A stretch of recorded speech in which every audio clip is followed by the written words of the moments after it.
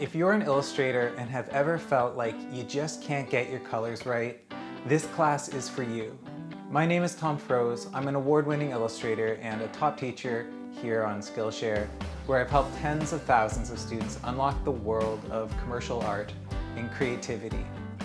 I remember a time when it seemed like I could do no right where it came to colors. It always felt like I was making the wrong decision or that my choices were just kind of random. Even as an art school grad, after years of learning color theory, while it helped me talk about color, nothing seemed to make me better at working with it. But over time, I noticed something. I was using the same kinds of colors in my work, and these same hues would turn up repeatedly. So I figured, why not just formalize these into a single palette and use them more on purpose? Join me as I show you what it means to be a one-palette illustrator and how it's far more powerful than you might think.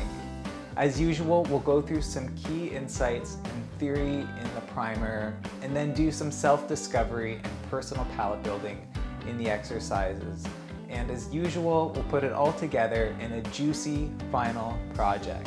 Do you want to discover how to use color in your own unique way? A great way to start is as a one-palette illustrator.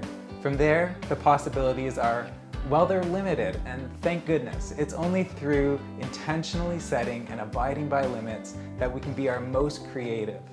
Let's explore what being a one-palette illustrator means together. I'll see you in class.